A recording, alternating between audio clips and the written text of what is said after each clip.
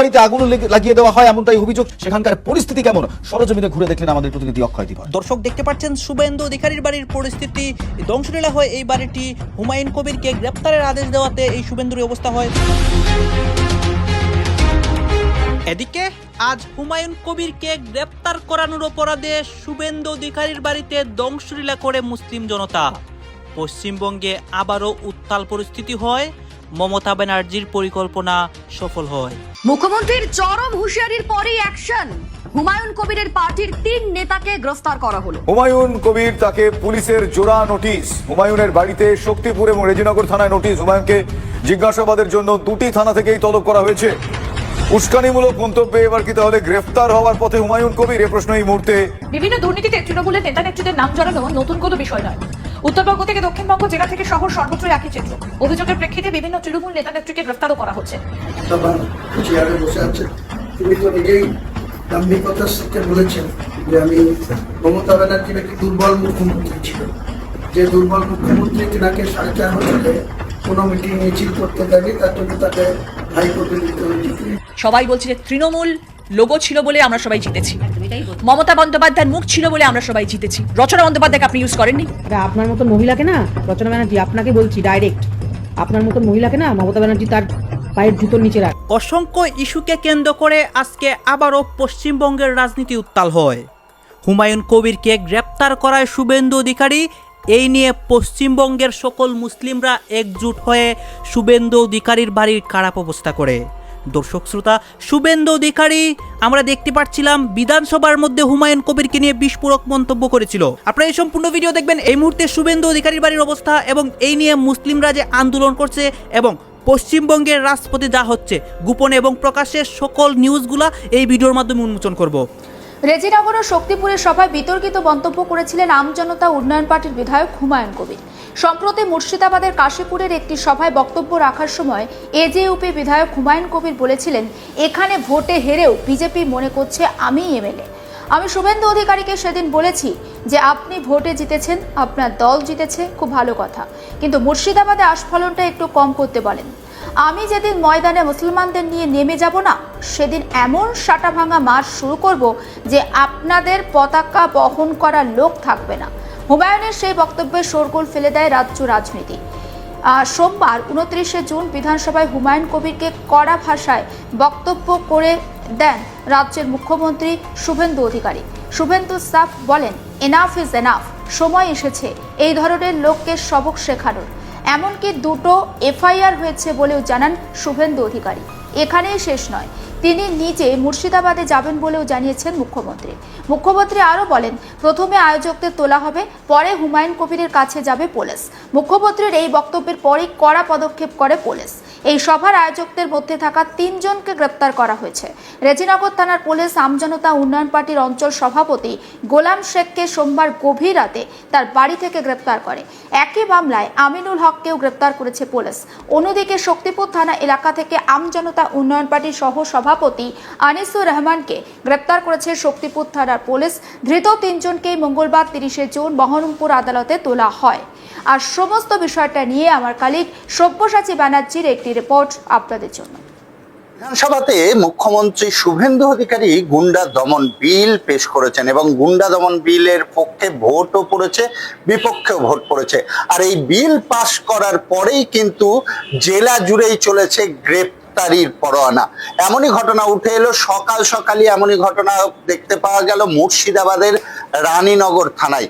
রানীনগর থানাতে আমরা এর আগেই দেখেছি যে ইউপি চেয়ারম্যান এবং বিধায়ক হুমায়ুন কবির তিনি কিন্তু সরাসরি রানীনগরের কাশীপুরের একটি মঞ্চ থেকে বিজেপি কার্যকর্তাদের কড়া ভাষায় হুঁশিয়ারি বার্তা দিয়েছিলেন এবং বিজেপির পতাকা ধরার কেউ থাকবে না সে কথাও কিন্তু তিনি জানিয়েছিলেন। আর তার পরিপ্রেক্ষিতে এই কড়া ভাষায় এবার হুঁশিয়ারি বার্তা দিলেন রাজ্যের নবনির্বাচিত মুখ্যমন্ত্রী শুভেন্দু অধিকারী। শুভেন্দু অধিকারী কড়া ভাষাতেই তিনি জানান যে পূর্বের মুখ্যমন্ত্রী তিনি নন, তিনি কিন্তু শক্ত হাতেই দমন করবেন এবং হুঁশিয়ারি বার্তাও দেন হুমায়ুন কবিরকে।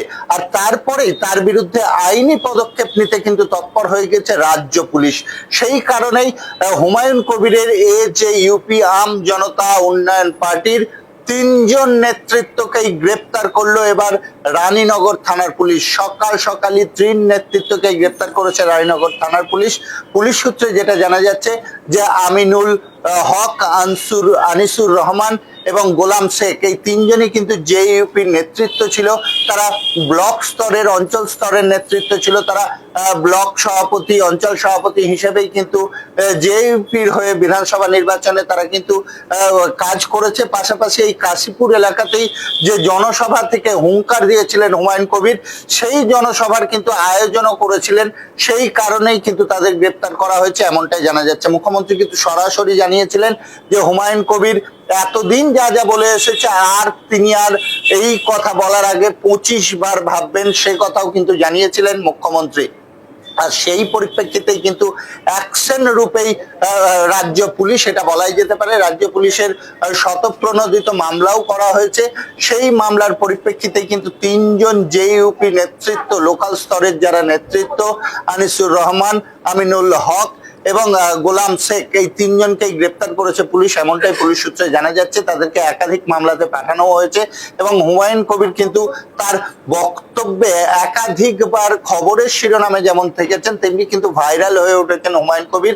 তার যে বিস্ফোরক বক্তব্য আমরা একাধিকবার দেখেছি এবং সেই কারণেই কিন্তু কড়া ভাষায় হুঁশিয়ারি বার্তা দিয়েছেন। ক্ষমতাবান চেয়ারে বসে আছেন, তিনি তো নিজেই দাম্ভিকতার সাথে বলেছেন যে আমি মমতা ব্যানার্জি নাকি দুর্বল মুখ্যমন্ত্রী ছিল, যে দুর্বল মুখ্যমন্ত্রী তিনাকে 4.5 বছরে কোনো মিটিং মিছিল করতে দেয়নি, তার জন্য তাকে হাইকোর্টে যেতে হয়েছে। তিনি নিজেই বলেছেন 101টা মিটিং করতে গিয়ে 101 বার তাকে হাইকোর্টের পারমিশন নিয়ে করতে হয়েছে।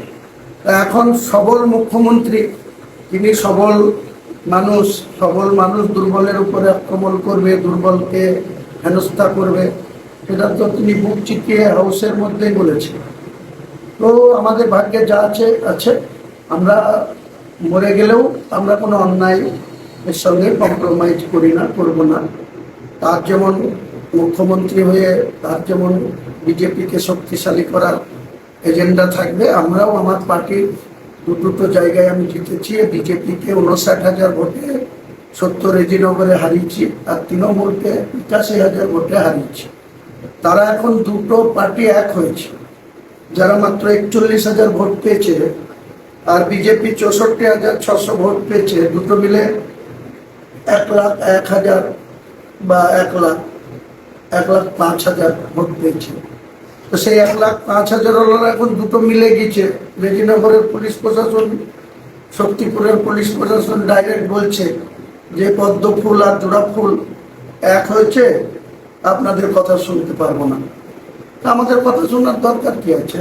তিনারা যখন একসময় বর্তমান মুখ্যমন্ত্রীর এজেন্ডা ছিল তৃণমূলকে হারানো হয়ে গেছে।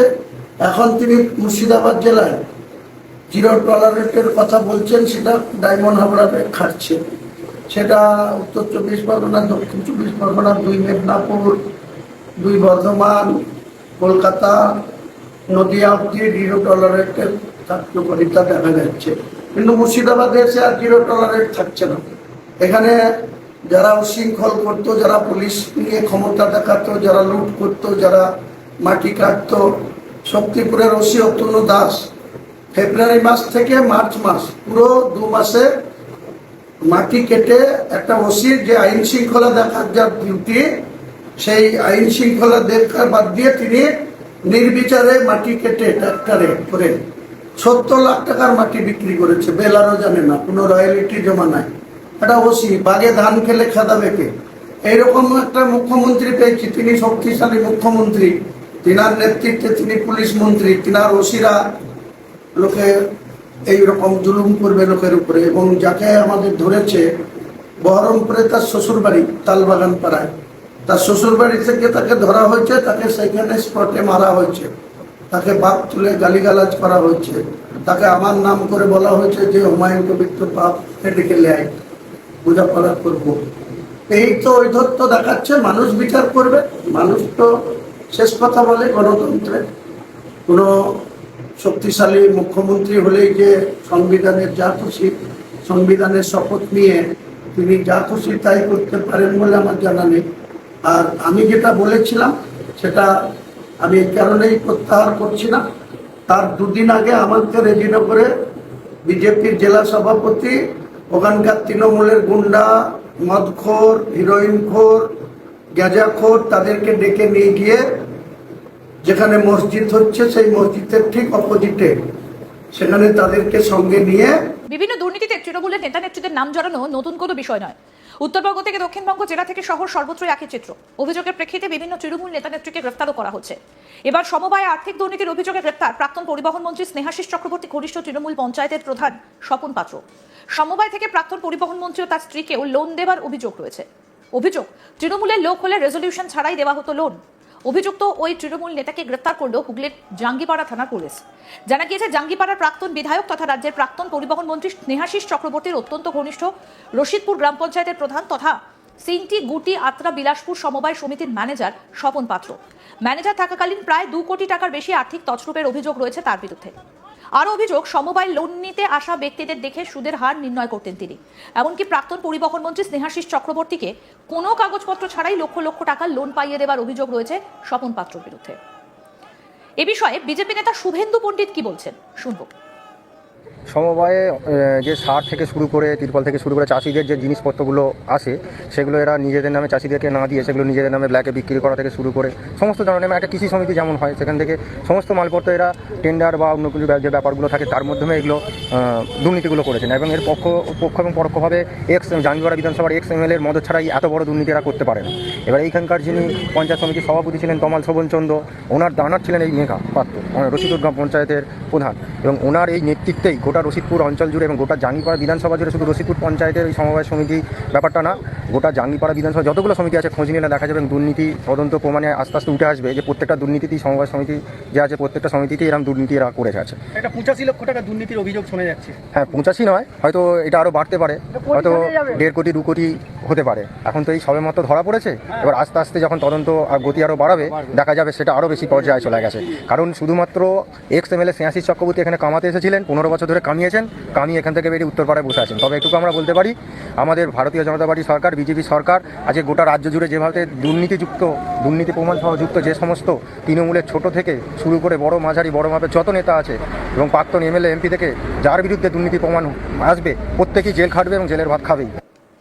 জাঙ্গিপাড়ার বিধায়ক প্রসেনজিৎ বাগ বলেন, তৃণমূল নেতা স্বপন পাত্র নিজের মতো করে সমবায় চালিয়ে গিয়েছেন, কোনো রেজলিউশন ছাড়াই তৃণমূলের লোককে ঋণ দিয়ে গিয়েছেন।